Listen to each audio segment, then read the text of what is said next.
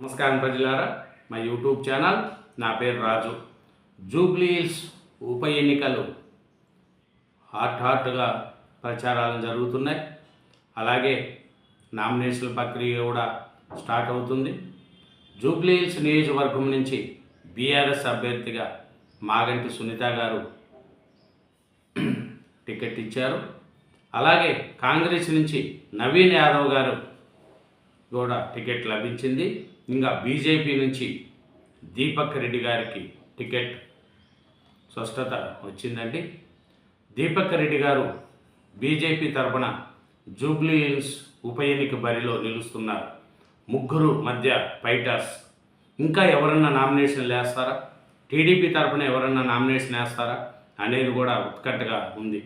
మళ్ళీ ఈ జూబ్లీహిల్స్ నియోజకవర్గంలో ఎవరు పక్కన సూచిస్తారు, సెటిలర్స్ ఏ సైడ్ ఉంటారు, ఏ పార్టీకి మెజారిటీ వస్తుంది, ఏ పార్టీ గెలుస్తుంది, ఏ పార్టీ సెకండ్ ప్లేస్లో వస్తుంది అనే విషయాలు కూడా చాలా తెలియాల్సి ఉంది.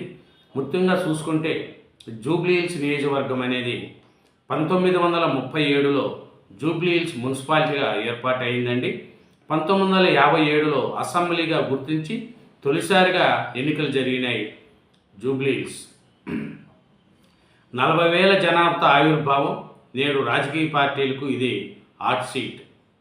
చూడండి, ఈ ఉప ఎన్నిక నేపథ్యంలో తెరపైకి ఒక చరిత్ర లెక్క వచ్చిందండి. ఇది భాగ్యనగరం, మణిహారం, జూబ్లీహిల్స్ దేశవ్యాప్తంగా ప్రఖ్యాతిగాంచిన సినీ, రాజకీయ, సామాజిక రంగాల ప్రముఖులు అడ్డా కూడా. అంతేనా, సినిమా స్టూడియోలు, రాజకీయ కార్యాలయాలు, కేబీఆర్ పార్కు వంటి ప్రఖ్యాత స్థలాలకు నెలవు. అలాంటి జూబ్లీహిల్స్ ఉప ఎన్నికల నేపథ్యంలో మరోసారి వార్తల్లో ప్రత్యేకంగా నిలిచింది ఈ జూబ్లీహిల్స్ నియోజకవర్గం. 1937లో జూబ్లీహిల్స్ మున్సిపాలిటీగా ఏర్పాటు చేశారు. 1957లో అసెంబ్లీగా గుర్తించి తొలిసారిగా ఎన్నికలు చేశారు. 40,000 జనాభాతో ఆవిర్భావం. నేడు రాజకీయ పార్టీలకి ఇది హాట్ పాట్. ఇదేమిటంటే ఇది చరిత్ర. జూబ్లీహిల్స్ పేరు నగరంలో వినని వారంటూ ఎవరు ఉండరు. అయితే ఆ పేరు నామకరణం వెనుక ఒక చరిత్ర ఉంది. నియోజకవర్గాల పునర్విభజన అనంతరం 2009లో జూబ్లీహిల్స్ నియోజకవర్గంగా ఏర్పడింది. అనంతరం రాజకీయ పార్టీలకి ఇది హాట్ సీట్గా మారింది. నియోజకవర్గానికి పూర్వం, ప్రస్తుతం జూబ్లీహిల్స్ హిస్టరీని పరిశీలిస్తే నియోజకవర్గంగా ఏర్పడక ముందు జూబ్లీహిల్స్ను మున్సిపాలిటీగా వ్యవహరించేవారు. బంజారాహిల్స్, జూబ్లీహిల్స్ ప్రాంతాలు కలుపుతూ 1937లో దీన్ని చేశారండి.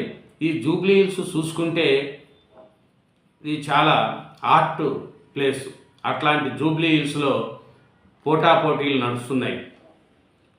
దీపక్ రెడ్డి గారు బీజేపీ తరఫున నిలబడుతున్నారండి.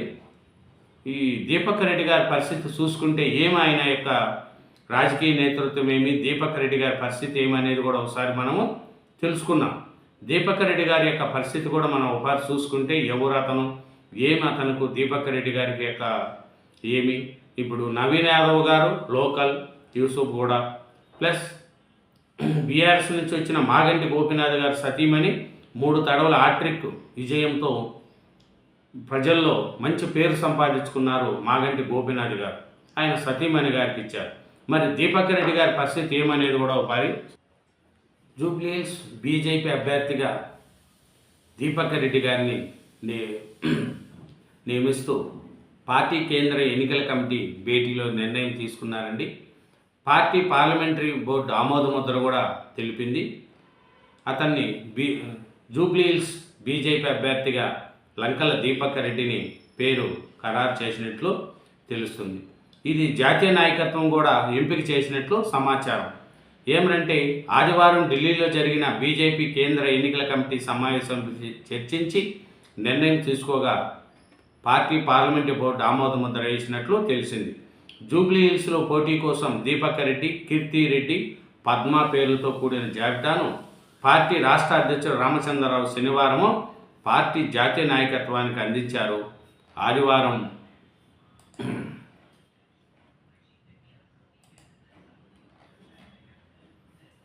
జరిగిన కేంద్ర కమిటీ భేటీలో దీనిపై చర్చించారు.